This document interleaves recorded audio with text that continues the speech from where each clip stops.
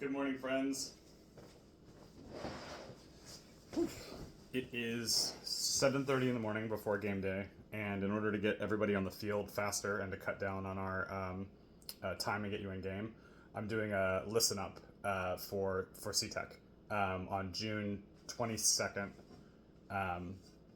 2225. I wanted to thank you for your interest in the LARP and thank you for joining us today. And I'm just going to get right into it. The site itself, even in the evenings when we're going to be there, is incredibly hot. Antioch is hot in June. There are airsofters that rent these places for private events, and they're able to do the athlete thing and run around and shoot. But be aware of that and hydrate. We will have water on site, water bottles, and there are 2 clean working bathrooms.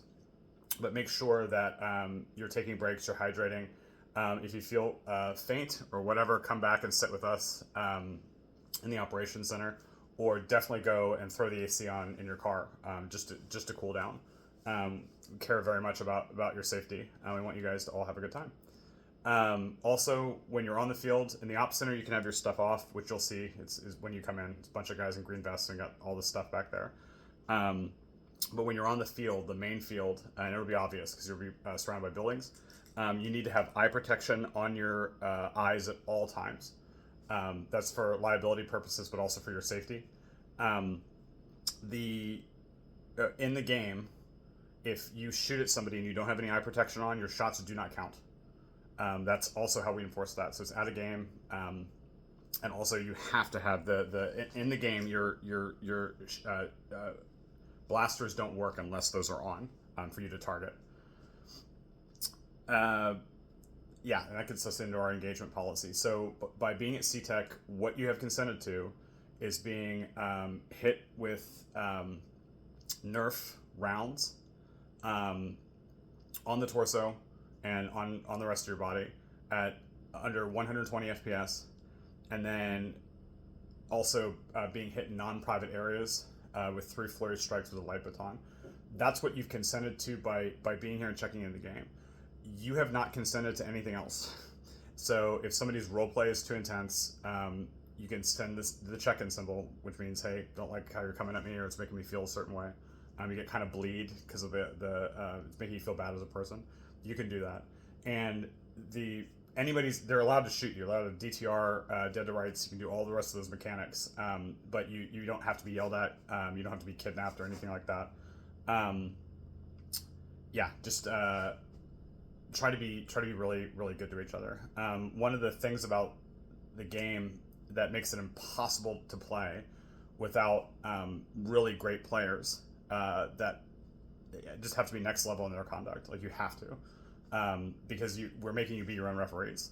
So you'll see Citron on the field the entire time. She'll be able to. She's staff, and we'll be able to tell you to take your hits and give you directions, give you all the rest of that stuff. But it's really on you to make sure that you're holding yourself accountable. So if you're taking a lot of hits, and this is a key point, even if you have a lot of health, like 35 plus armor plus premium mages plus all the rest of that stuff, if you're taking a crap load of darts, you're expected to take all of them. So if you can take 40 shots, that doesn't mean you can take 41 shots, right? So what I would do is I just would definitely round up, right? Which can be tough sometimes. Sometimes you can't feel them. And if somebody calls out to you and says, hey, I hit you a bunch of times, give them the benefit of the doubt. Give them the benefit of the doubt. Because a lot of times at 120, you can't even feel it, especially through clothes and through costumes. So I wanted to cover, you will see staff members in the back and on the field in these vests. They are out of game. You're to ignore them unless they give you directions.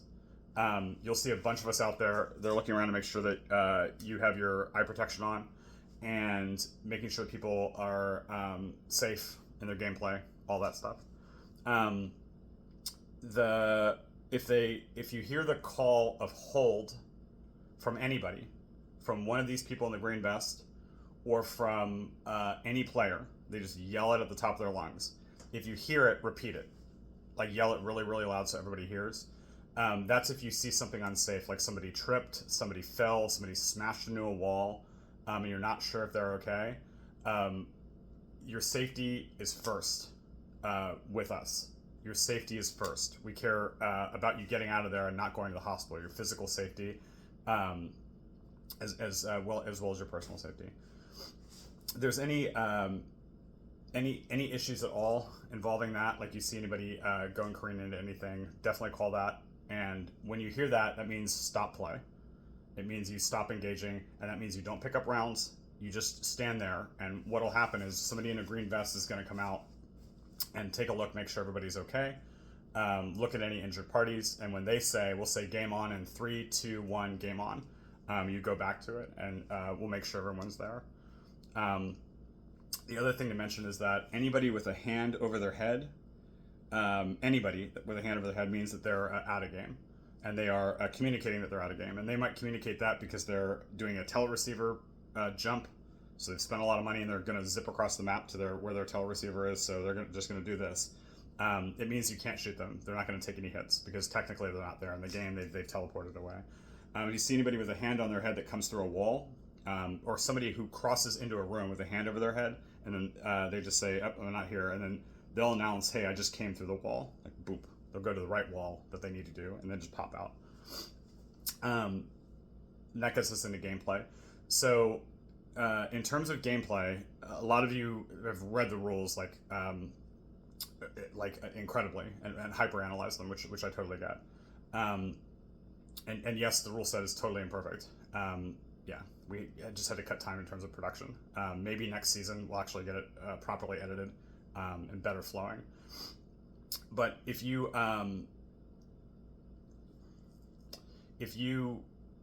see anybody that has that symbol over their head, they're out of game. In terms of gameplay, finding hydrogen is incredibly important.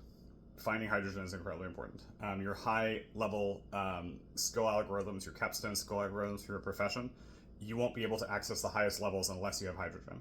So even if you took deeper pockets, you've got to augment that either by trading for it or by finding it in hydrogen shunts. The hydrogen shunts we've hidden all over the map, and that's part of the game, is actually getting access to them. There is nothing to prevent a faction from taking over one and saying this is our shunt. And when you scan a shunt, everybody has the ability on their app. It'll say collect hydrogen. Hydrogen prospectors can collect even more.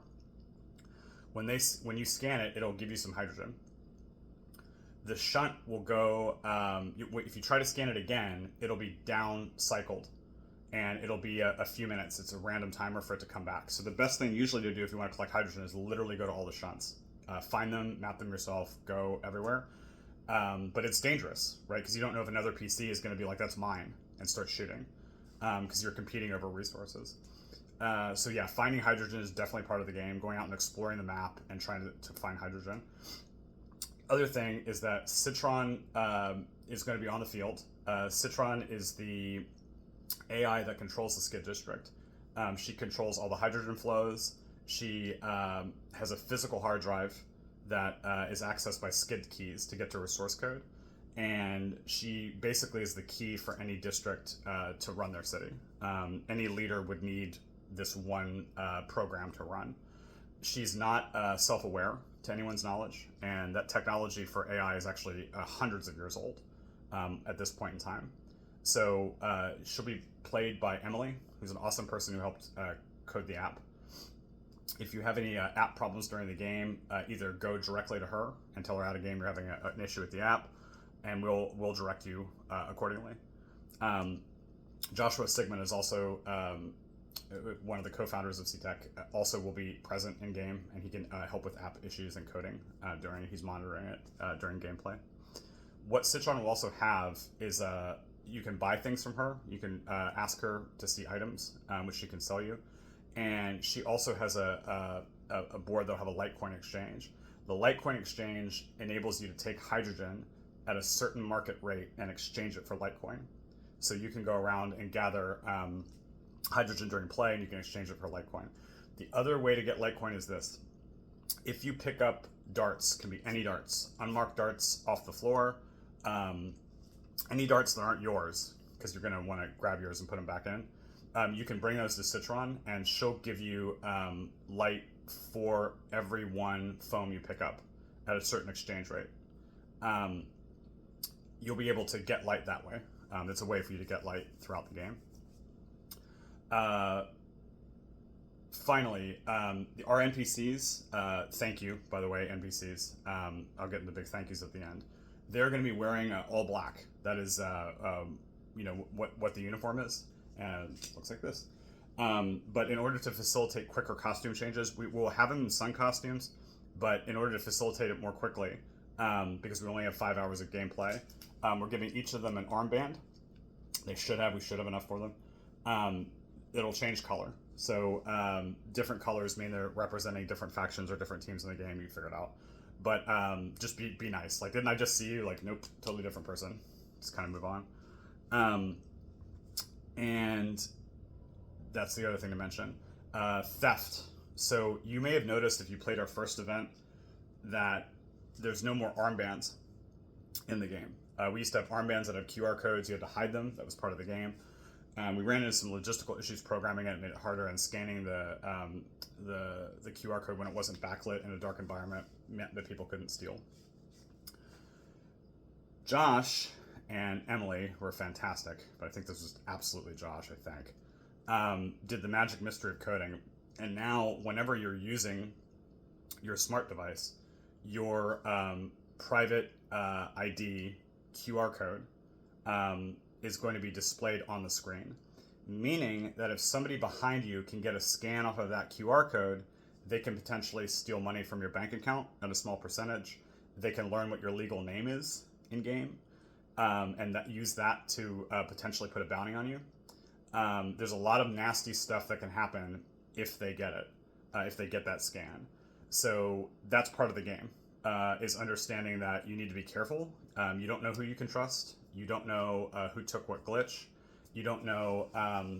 You don't know who's been leveraged against you or who's been leveraged against the skid. Which faction, who's working for who. You don't know a lot of that when you're in play. That's part of the point. It's part of the cyberpunk genre.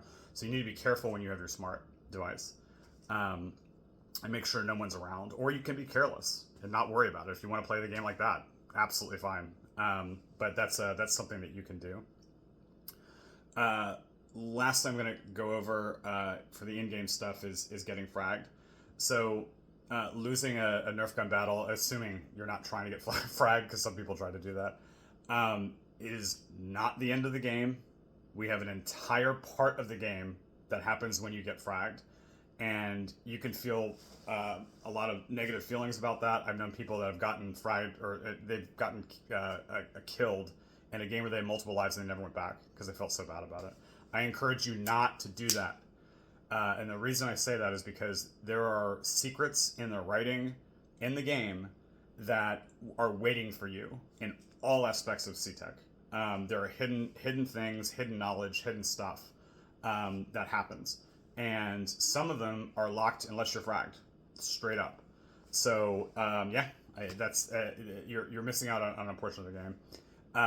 If you're fragged, this is what'll happen. You need a defrag machine, number one, which is a plot item. So that's not an item that anybody can really have. It's something that's either contained inside of a district. If you need to access one, you need to talk to a director. But you need a defrag machine, and then you need an Ars Technica and an assistant, and you need a biodoc and an assistant. You need that profession tech. The assistant can be anybody. But usually, I'll tell you this right now, you want somebody who's good at puzzles.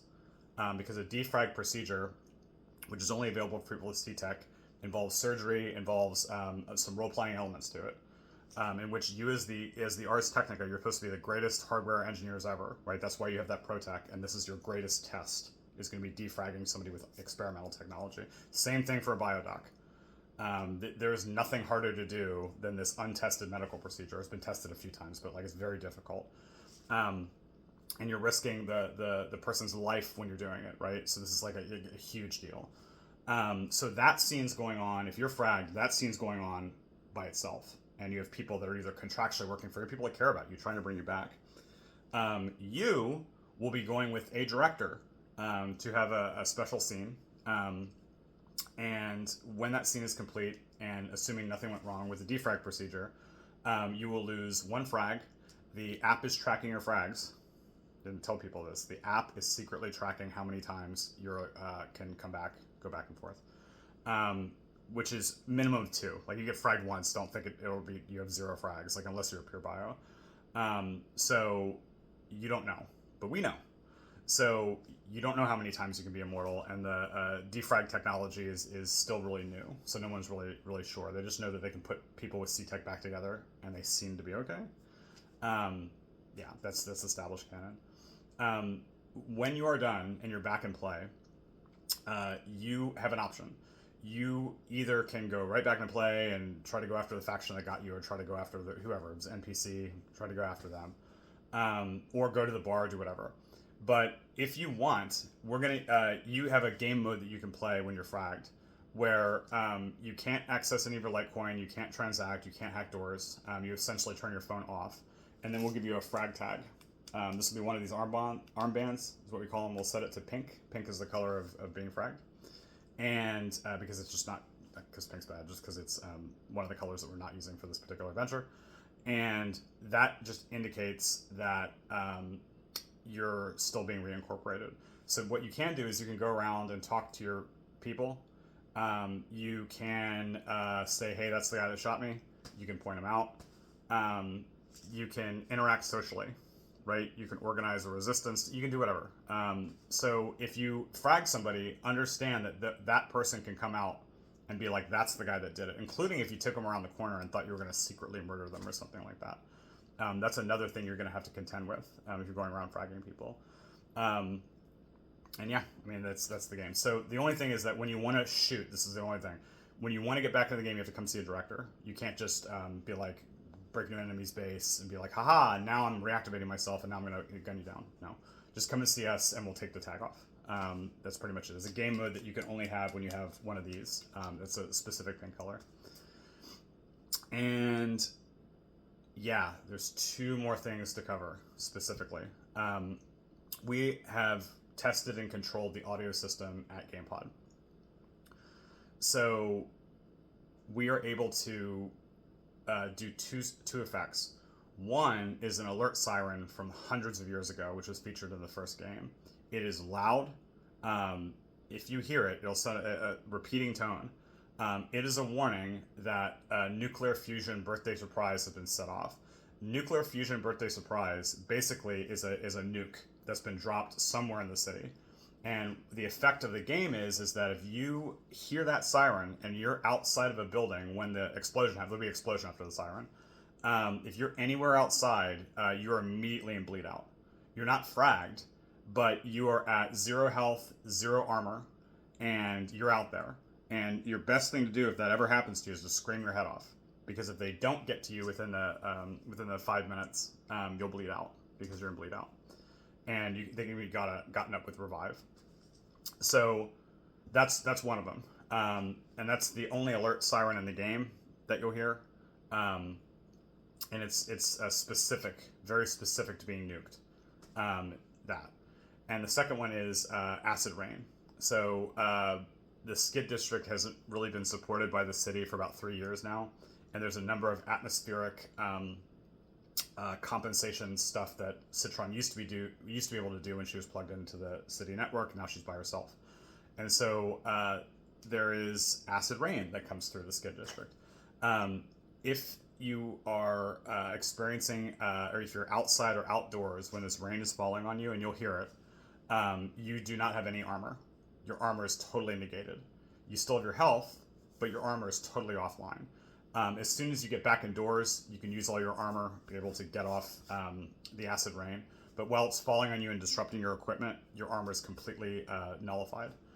Energy shields are also nullified. So energy shields, you'll find these in game, also add to your armor. That is nullified. So you need to get indoors. And potentially, if you want to get into gun battles, better to be indoors because you're holding the ground. And you're actually able to use your armor. And yeah, I think that covers those 2 things just to inform people about. And really quick, I want to go into thank yous. I wanted to absolutely thank anybody in the process since March who's helped us get this machine up and running. It may look from the outside like it's this big company, but it's really just 7 people working their butts off, like a lot of other LARP runners in the Bay Area. We have a lot of respect for you guys. So shout outs in particular go to Autumn for letting us use her Adobe free icon to do our poster. Thank you. Which is not AI generated. That is totally public use. Thank you very much to Matt Taylor, our operations chief. You guys are going to be awesome. You're going to see us both together working. He also wrote a huge chunk of this story.